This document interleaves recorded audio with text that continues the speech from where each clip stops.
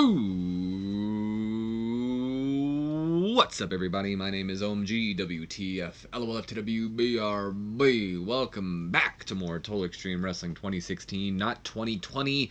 We are playing as the WWE in the year 2002, rebooking the brand era, the follow-up to Season 1 of the Invasion series. And we are booking Sunday Night Heat with a little bit of a twist on it. See, some of you may recall that a couple weeks back, I had recorded a episode of Nitro, and I said that Nitro was going to be the go-home show to Starrcade. I changed my mind after the episode was already done and finished, but by the time I already changed my mind, I already had Sunday Night Heat booked, and the Sunday Night Heat Super Show kind of already booked. Well, not really. I already had the Sunday Night Heat's regular show already, booked and done, and I was on the Heat Super Show, but I wasn't ready to do the pay-per-view yet. There were still some storyline elements I wanted to cover, so I pushed it back, but because I did that, we missed out on an episode of Sunday Night Heat. So the way I'm going about it here is we are going to say that this Sunday Night Heat was actually last week's Sunday Night Heat, which I know is super confusing because we don't upload weekly, so it's not like WWE or whatnot. But this Sunday Night Heat was supposed to go up last Sunday, week 3, not week 4. But we're going to say that MTV was holding like the MTV Music Awards or some shit like that. And that postponed our Sunday Night Heat to being aired here tonight on Wednesday. And Sunday Night Heat Super Show will be this week's Sunday Night Heat. Y'all get what I'm saying? If you don't, I don't know what else to tell you. All right, let's go ahead and let's start the show. I don't got much to say. Let's just go ahead, jump right in this place. Is it okay? I was gonna say, is it gonna go? We got a couple of pre-show matches here tonight. We're being held in front of 3,500 people, and I believe we are in Missouri, Montana. I don't know my initials, so I have no idea, but we're at the Valley Ice Garden. And we open up with our pre-show matchup of Mike Sanders versus Brian Clark. Brian Clark does not work for the company. He is a free agent. But Mike Sanders is one of our budding talents that we called up from developmental to be here on Sunday Night Heat. He hasn't got a lot of attention because we have kind of been like building Sunday Night Heat up. First getting them their Heat heavyweight champion, and now we're focusing on like the tag team championships. But once we get the tag team titles out of the way, we'll be able to kind of hopefully focus more on building up some more of the new faces here on Sunday Night Heat. And this is kind of a attempt to kind of get Mike Sanders some momentum as we head into hopefully the building stage. The building stages. So Mike Sanders gets the victory over Brian Clark. Brian Clark has a little bit of popularity behind him, so I figured would be a pretty good decision to have him, be the guy to lose to Mike Sanders instead of just some no-name guy. Yes, it is on the pre-show, so it's not going to get Sanders popularity everywhere, just in this area, MO, whatever that is. But it still does help his momentum out, and that's always good. Anyway, announcing quality helped lift the match. Mike Sanders had a 42 in-ring performance. Brian Clark actually doing worse than Mike Sanders, which is a bit surprising to me. Brian Clark with a 39. 44 solid D in-ring performance, for the match all in general. And Mike Sanders beat Brian Clark in 7 minutes 49 seconds with a 3.0. Not sure what that is, but that's what he beat him with. Moving on, our second pre-show match of the night. It's a solid C. In fact, this is the main event of the pre-show. 59 solid C. That's a pretty good match in my opinion. Terrible pre-show matchup, though. Team Sean O'Haire, the team of, Sean O'Haire, Ron Waterman, and the Afternoon Express, Kelso Courageous, and Dizzy Hyde, going over Team Sean Stasiak, which was consisting of Sean Stasiak, Hardcore Holly, Just Incredible, and Tank Abbott. And that happened in 11 minutes, 37 seconds after Sean O'Haire defeated Hardcore Holly with the Widowmaker. Ron Waterman was apparently the weak link of the match, struggling to keep up with everyone else's in-ring performance. But he hasn't gotten a lot of TV time at all, so that's kind of to be expected. Plus, I don't think he's rather good. Tank Abbott's getting better at his gimmick. Announcing quality helped lifted the match. That's good. Ron Waterman had a 29. I'm going to go ahead and I'm actually going to write that down. And I'm going to try to remember to check this before the end of this video to kind of get an idea of kind of like where Ron Waterman's in-ring abilities are. So a 29, in my opinion, I think that's actually pretty good for him. Dizzy Hyde had a 46 in-ring performance. Kelso Courageous with a 45. Sean O'Hare with a 60, outperforming everybody in the matchup. Tank Abbott with a 45. Just Incredible with a 46. Hardcore Holly with a 52. And Sean Stasiak with a 64. And Just Incredible is improving in his flying skills. Good on him. All right, let's take a drink of our sponsor of the video, who is not our sponsor of the video, but if you're interested, my inbox is open. Monster Energy, everybody. Because who needs water when you're doing a whole lot of talking to hydrate you when you got Monster Energy, bud? Unleash the beast. Come on now. I'm going to regret that. Okay. Luckily, there's no crazy voices on the show here tonight. Oh, wait. What's this?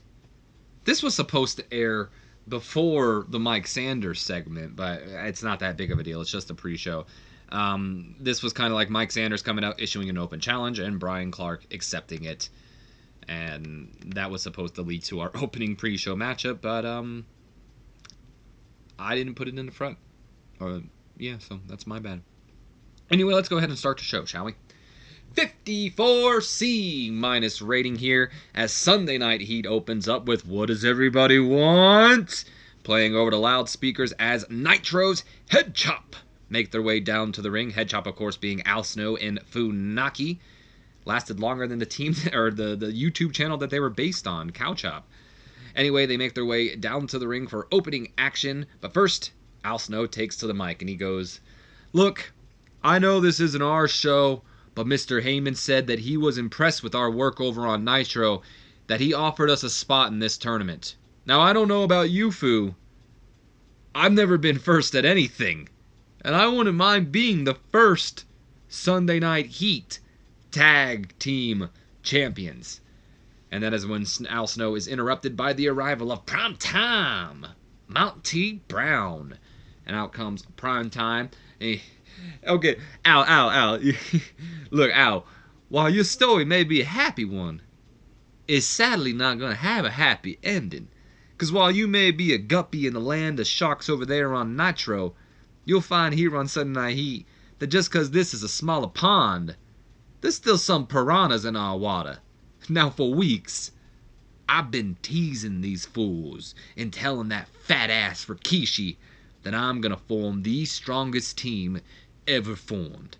So without further ado, allow me to introduce the world. I'm pull up the handy dandy notepad here. The world to the alpha males. Primetime Monty Brown and his tag team partner, the world's strongest man, Mark Henry. And that's when Mark Henry's music plays. Out comes the world's strongest man. He shakes hands with Monty Brown, and the two make their way down to the ring for their tag team matchup. So yes, a bit of an obvious selection, possibly, but I like the idea of the team of Monty Brown and Mark Henry together. So since the developmental territories weren't going to run with it, I'm going to run with it. We are going to turn Mark Henry here. The turn was a complete success. Awesome.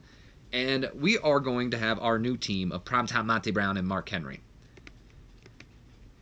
teaming together for the first time tonight. But real quick, before we move on, we do have a couple of things here I wanted to cover. You may have saw it before, but Sandman backstage had ripped a fart, stank up the entire locker room. I wasn't going to make a big deal about this, so I did nothing about it. He just farted. Walk out of the room.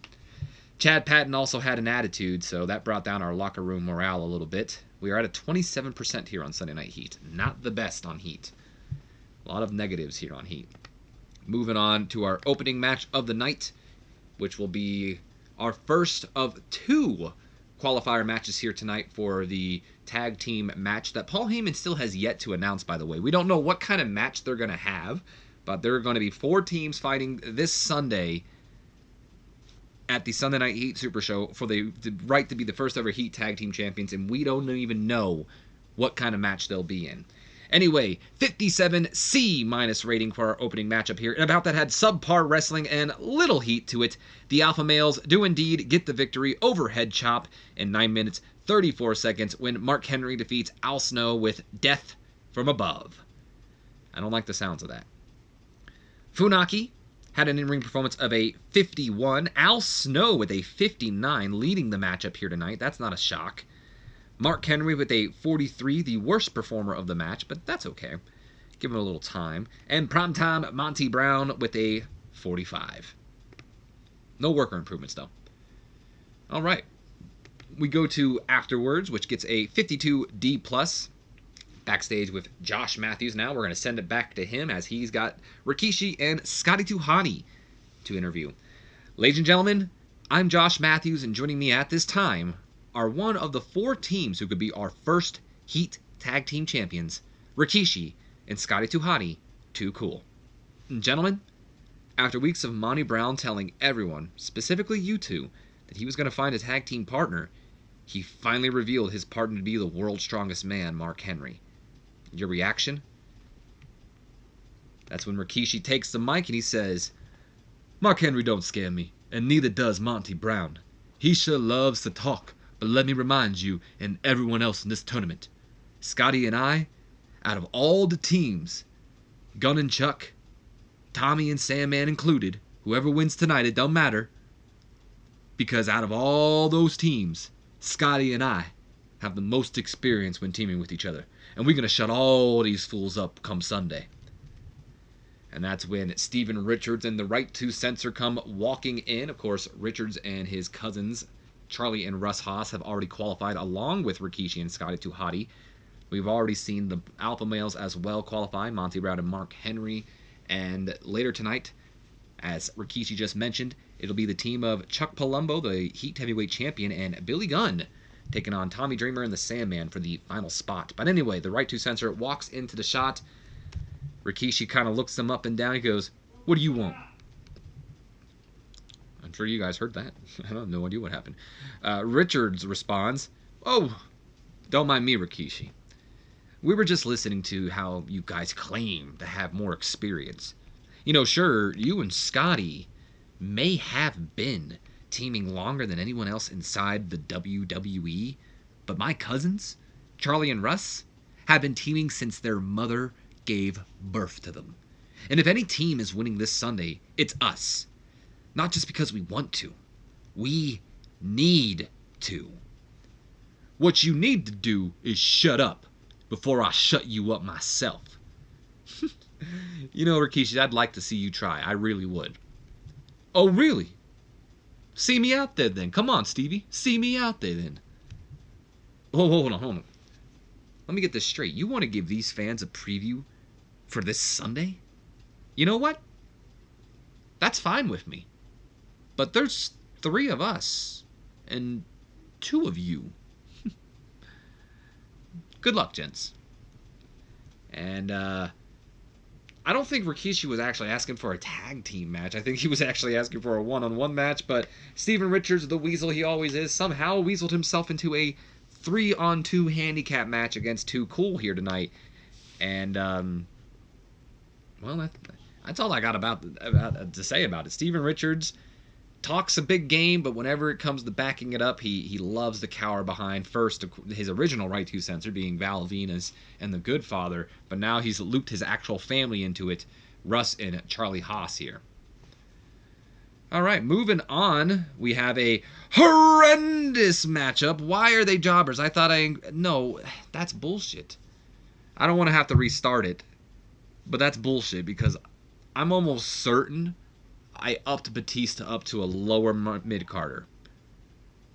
And the only thing I can think of is when Brian Clark got hired on this show that I did an auto push.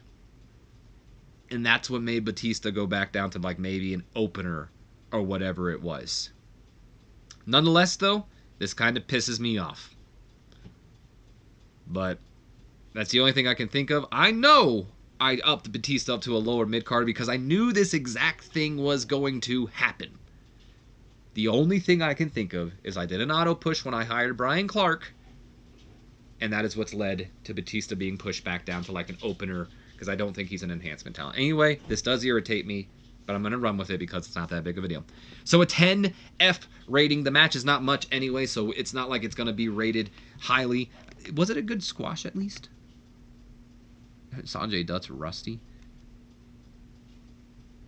No, it doesn't look like it was a good squash because it was considered a match between two jobbers. Anyway, Sanjay Dutt, I'm sure a lot of you know who he is. But anyway, he was a local talent that we hired for the night to get jobbed out to Batista. This was supposed to be a lower mid-carder push, but Batista is an opener position, I guess. Nonetheless, Batista does get the victory with the Batista bomb in a minute 16 and gets the victory over the young Sanjay Dutt. Yes, two jobbers on the main show. It does irritate me as well, I'm not going to lie. It says on the main show, though, so that makes me wonder, can I put two jobbers on the pre-show? I don't think I've ever tried that before.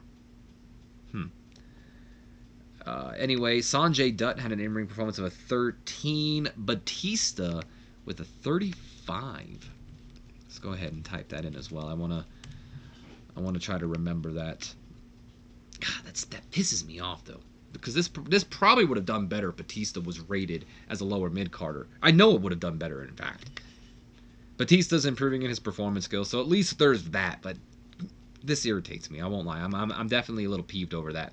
Anyway, though, this definitely helped it out afterwards. 62 solid C rating. This should help Batista get over, I would think. Batista just doing a post-match beat down because, you know, he's the animal and he wants more, pretty much. He's like Ryback, feed me more. Except he's not saying feed me more. Anyway, we go backstage now to Josh Matthews once again. This time he is joined by Chuck Palumbo and the one Billy Gunn. 52 D+ for the backstage interview here. Matthews goes on to say, ladies and gentlemen, joining me at this time, the one Billy Gunn and the Heat Heavyweight Champion, Chuck Palumbo. Chuck, tonight, alongside Billy, you have the opportunity to take one step forward to becoming a dual champion here on Sunday Night Heat. Let me stop you there, okay? Am I not the most important wrestler on this roster? You know, it's a damn shame that the management on Monday Night Raw, or was it Friday? Shit, I don't remember. I think it's Friday. Friday Night Nitro didn't see the talent that I have. But that's okay, because I become a big fish in a small pond. That's what happens when you take a superstar and put him on Sunday Night Heat. So not only will I go down in history as the first ever Heat Heavyweight Champion, but as well as one half of the first ever Heat Tag Team Champions alongside Billy here. And let me just say that I want to thank you, Chuck. My career has been on a downfall, but since being sent down on Sunday Night Heat, I've opened my eyes and I've seen that I got some work to do. And Chuck here saw that I was willing to put that work in. And I gotta pull up the handy dandy notepad again. What? Where's it at? Oh, there it is. I was like, where's the other promo? And now we're on our way to make history. Well, you two seem to be taking Tommy Dreamer and the Sandman very lightly. And, well, what about Sean O'Haire? What about Sean O'Haire? Easy, buddy. Look, you don't need to worry about Sean O'Haire. If that fool wants to come out, then we'll take care of him. And as for Dreamer and Sandman, I believe Chuck already stated this. The reason we're taking them so lightly, because by my side is the greatest Sunday Night Heat wrestler in history. Come on, Chucky. That's right. And those two bingo hall bouncers don't stand a chance. Some big words from Chuck Palumbo and Billy Gunn. Lost some heat for the storyline between Sean O'Haire and Chuck Palumbo, but Billy's getting better at his gimmick. That's always good. As we move on to our next segment, which is a 53 C- rating here. Back from our commercial break, let me try speaking again. Back from our commercial break, the right two censor are in the ring, and Steven Richards does what he does best, takes to the mic, and he says, "Well, I hope you guys have enjoyed the show. I hope everyone at home is recording, because this will be remembered as history. Because this Sunday, Charlie and Russ Haas are walking out the new and first Heat Tag Team Champions. And after that happens, it'll be the beginning of a new era on Sunday Night Heat. A family-friendly era. The PG era." Finally, Paul Heyman comes out. No music, just comes out. Oh, brother. Do you ever stop? You know, week after week after week after week, you come out here, you come out here saying the same old crap. Look, Stevie, if you guys win, then congratulations. You've earned it. You would have beaten 3 of the top teams on Sunday Night Heat. But do you think for one moment that just because you guys are tag team champions, that will give you the power to change the show? Because, Stevie, you're wasting your time. The Heat heavyweight title couldn't do that for you. We'll see, Paul. We'll see. But hey, you know what? That 4-way match, well, could easily become a 3-way dance after tonight. Considering that in just a few moments, Rikishi and Scotty B. Bad play the numbers game when it's 3 against 2. Wait, what? When it's 3 on 2 against the right 2 censor. Messed that up. You know, yeah, about that. That handicap match isn't happening. It's actually, in fact, going to be a 6-man tag team match. Because you see, I used some of my pool, and I made a call to Ric Flair over on Nitro to see if he could let me borrow someone from the Nitro roster. So joining Rikishi and Scotty 2 Hotty for a one-night reunion, Grand Master Sexy. And that's when we hear that turn it up, and banging it, banging it, banging it, banging it, and Too Cool make their entrance together as a team. So it'll be a 6-man tag team matchup here. What is this? Oh, I was like, not yet. Paul Heyman came across well. That's good. That's probably why this did so well. Charlie Haas is improving in his acting. That's also good. And we go up to our 6-man tag team match, our semi-main event of the evening. 59 solid C rating here. We have a poor matchup. The right to censor. Steven Richards, Russ, and Charlie Haas defeat the team of Rikishi, Scotty 2 Hotty, and Grandmaster Sexay. They defeat Too Cool in 10 minutes, 4 seconds after Russ Haas got the pinfall on Scotty 2 Hotty. During the match, we also had a run-in. Grandmaster Sexay's rival over on the Nitro brand, making a shock appearance here tonight with his girlfriend Nydia, causing a bit of a distraction. Maybe Grandmaster Sexay was looking for that money. What the hell is it? The hip hop leg drop, but Jamie Noble and them come down, cause a distraction, and some miscommunications happen here and there. Maybe Scotty's going for the worm. So and so pushes Scotty into the ropes. Sexay falls. And, yeah, Richards and Charlie go after Rikishi while Russ Haas gets the pin. 1, 2, 3. The right 2 censor wins. Sounds good to me. Steven Richards was really off his game here tonight. That's unfortunate. Rikishi also seemed off his game. A bit unfortunate as well. And here we go for the in-ring performances. It looks like Charlie Haas was actually... Oh, never mind. Rikishi was. I got a little excited there, but...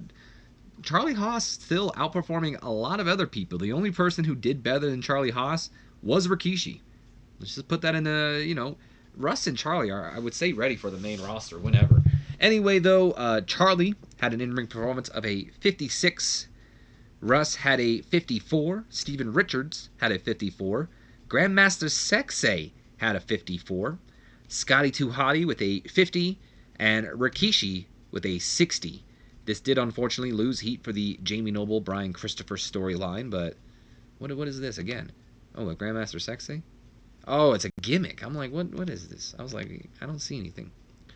Should probably just change that. Oh, I guess nothing in between this. Interesting booking there, Steve. Maybe just back from a commercial break, we head right into our final match of the night, the main event. Whoever wins this will be the fourth and final team in the Fatal 4-Way Tag Team match we'll see this Sunday on Sunday Night Heat. 59 solid C rating here, and a poor matchup. Tommy Dreamer and Sandman pull out the victory and get the victory over the Heat Heavyweight Champion and his new partner, the one Billy Gunn, in 10 minutes, 28 seconds when Sandman defeats the one Billy Gunn with a flying leg drop. And let's just say no. I would actually say, well, we'll keep this all in here. I don't care.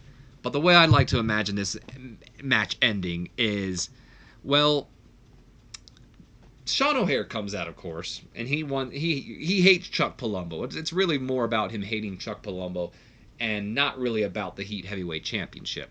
So, of course, Chuck Palumbo goes running off because he knows Sean O'Haire is going to come after him. So you got Billy Gunn kind of left in the ring. The referee's kind of distracted by the whole Chuck Palumbo, Sean O'Haire incident going on. And Sandman, being the Sandman, for the first time, gets away with hitting someone with that Singapore cane. Maybe Billy Gunn hits the Famemaster on Tommy Dreamer or something. Looks like he's going to pull out a victory. Sandman hits that cane right across the forehead of Billy Gunn. Gunn goes down. The referee, of course, maybe thinks it's a tag, or maybe Sandman was a legal guy. I'd like to imagine that maybe hearing the cane sound would be the referee thinking that's the tag, and Tommy Dreamer gets pushed out. Sandman covers Billy Gunn. 1, 2, 3. Sandman and Tommy Dreamer are the fourth and final team in this Sunday's tag team title matchup. So let's go to the in-ring performances. 59 solid C rating for the match itself. Chuck Palumbo carried the match in terms of in-ring performances, and I think it's obvious. The one, Billy Gunn, had an in-ring performance of a 43. Palumbo with a 70. Sandman with a 44. And Tommy Dreamer with a 52. And as for worker improvements, Sandman is improving in his Rumble skills. Good on you, Sandman. Good on you. And might I bring up, it's been a while since we've had a drunk Sandman. I think rehab worked. Just saying. Then we end off the night with I'm not going to lie to you, a bit of a similar segment to what we did on Nitro.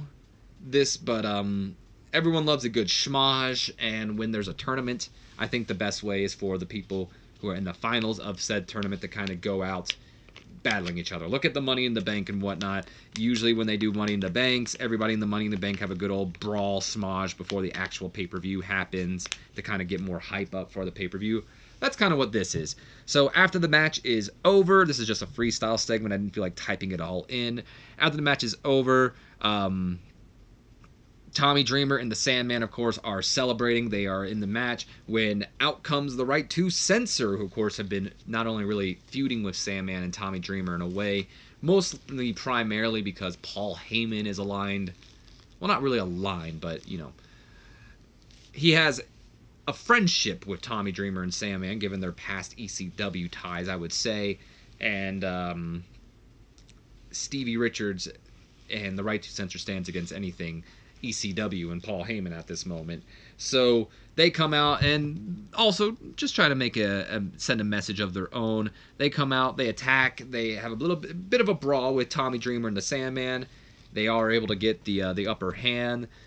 This, of course, will lead to Rikishi and Scotty 2 Hotty coming out, and then eventually the Alpha Male. So we have a big schmoz between all four teams, which ends with Monty Brown and Mark Henry standing tall to end off the show. So the Alpha Males not only debuting here tonight, but looking strong and possibly the favorites heading into this Sunday as they take out all three teams. So Russ and Steven Richards have great chemistry. We already know that, of course.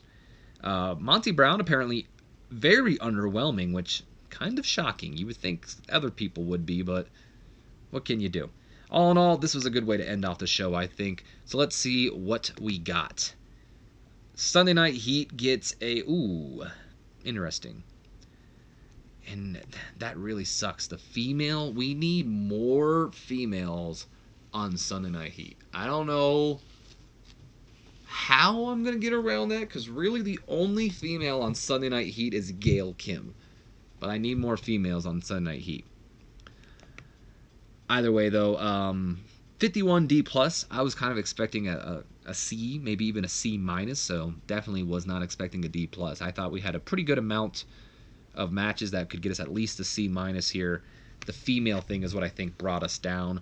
Apparently, we used Charlie and Russ Haas far too much on the show. I kind of disagree, but whatever. And we also used Ron Waterman on the show, which he was in the pre-show.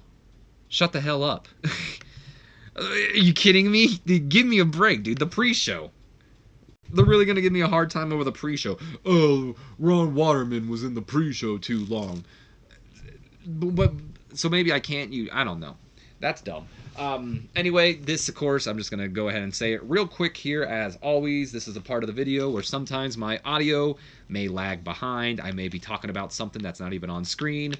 Or I may be talking about something that we haven't even gotten to yet. So... fair warning to all of you, my audio may be distinct for some reason whenever Total Extreme Wrestling is doing that loading thing. Sometimes I must drop frames or something, but fair warning, my audio may not be in line with what's going on the screen. Okay, wow, HWA and NWA are actually bigger news than my episode of Sunday Night Heat. That's interesting. Heartland Wrestling Association and NWA, good stuff. We'll have to check out OVW, then NWA, then HWA. Let's look at Heat. Seems like, oh, look at this. Been lukewarm. Doesn't seem to have gone down particularly well. Don't like that. Don King's retired. Good. Oh, what's this? Gutter. Oh, no. Gutter, one of our developmental superstars. He's a lower mid-carder in HWA. Looks like he got a swollen maritime elbow. I'm not going to look at the match because we're going to check out the developmental stuff anyway. But I want to go ahead and see that. Oh, it's not that bad. He's out of action, but he'll be back in 26 days, so he'll be fine. It sucks for Gutter, though. And Samoa Joe got hurt. Does Samoa Joe work? I think he's one of our development. Yes, he is. Wow. What the hell kind of match did you guys throw last night? Wow. Oh, shit, dude. This is bad. Samoa Joe might be out for a while. He got a damaged spine.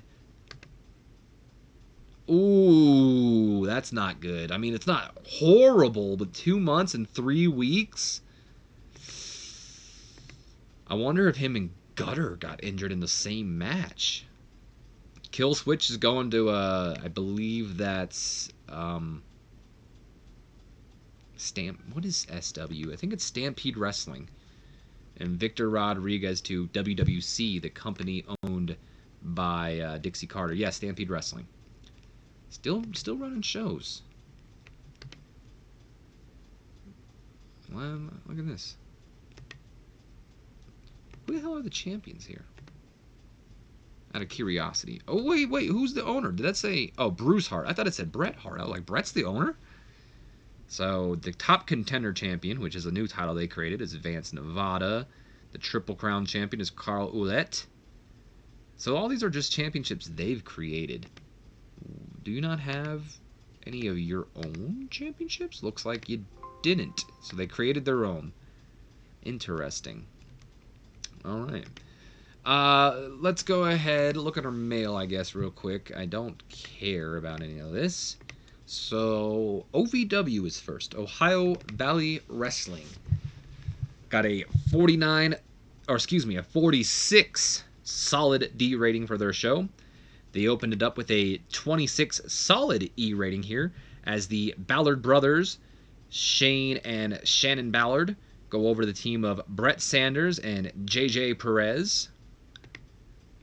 Then we have a 23 E minus rating here as BJ Payne defeated Maven by countout. I think, is Maven the hardcore champion? No. Is BJ Payne the hardcore champion? He's the light heavyweight champion. So I'm assuming there was a championship on the line here, but it ended in countout. 30 E plus rating. Cheerleader Melissa retains the OVW Women's Championship over Allison Danger. 34 E plus rating as John Cena retains the OVW Hardcore Championship over the Damaja.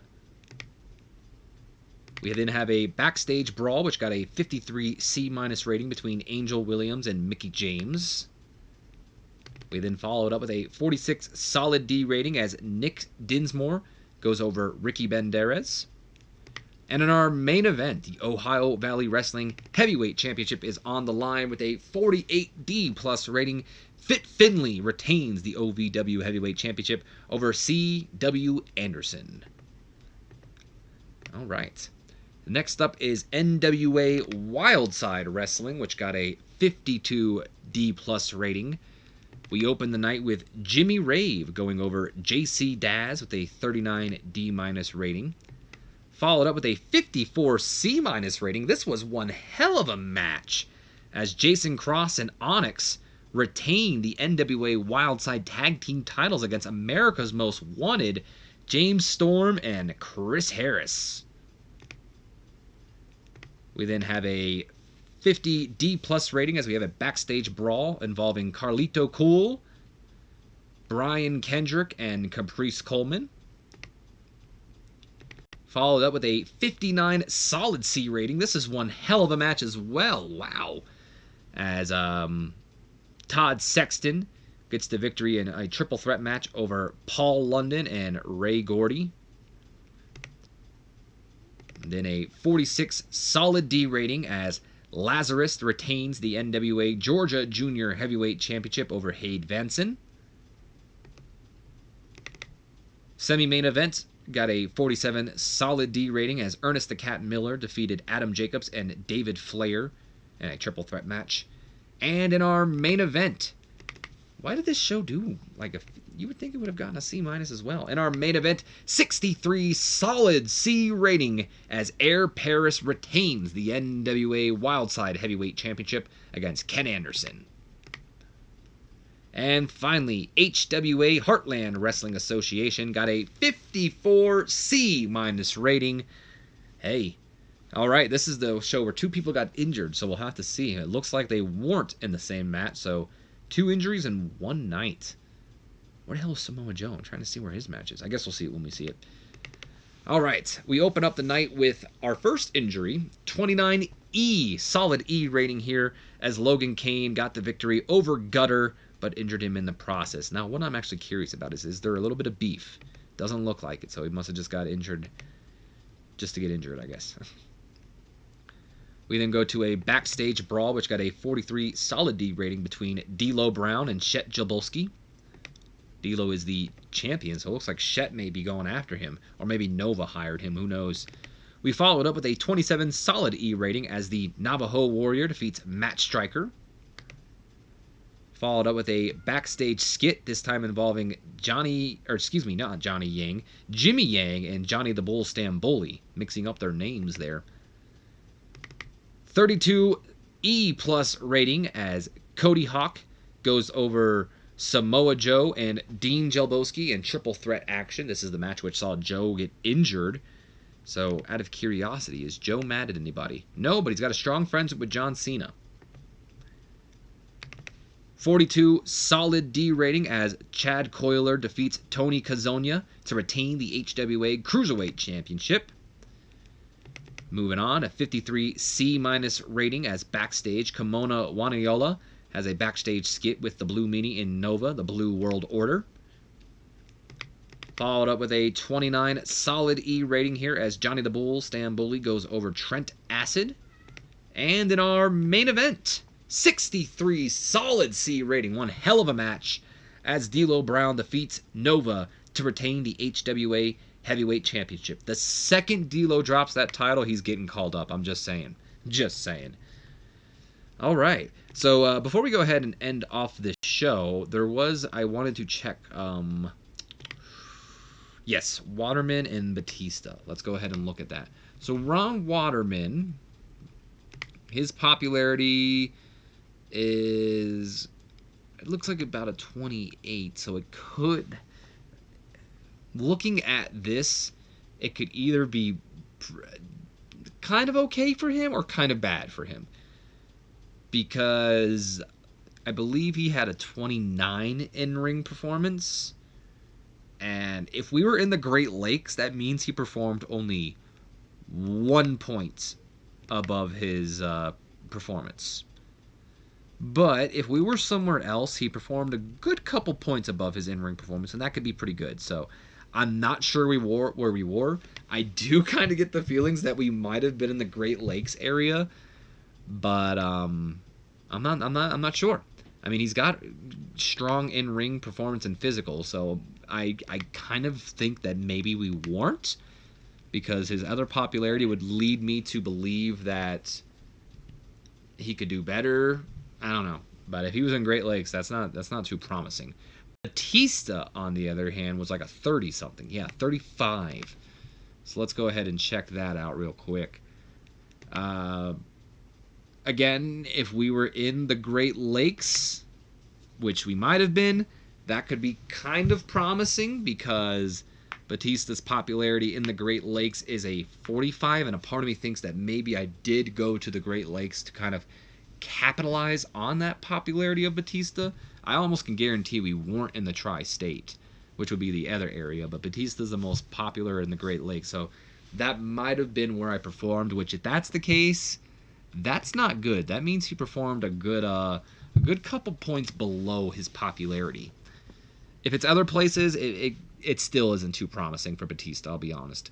At best, he performed about 3 points, not even 3 points, maybe 6 points above his popularity, which I doubt it, because I know we weren't in Puerto Rico, and I know we weren't in the Southwest. I mean, I shouldn't say I know. I'm almost positive. At worst, he performed. I don't want to do math on top of my head. I fucking seem like I'm in it. Let's see. 39, 40, 41, 42, 43, 44, 45. 6 points. See, I'm glad I didn't do it off the top of my head, because I kept thinking, like, I was like, 9 points? But I knew it wasn't 9. I don't know. Call me an idiot in the comment section for being bad at math. But that's not too promising for Batista. I won't lie. Nonetheless, though, that is going to be the end of this video. I guess one thing I could do before we end this off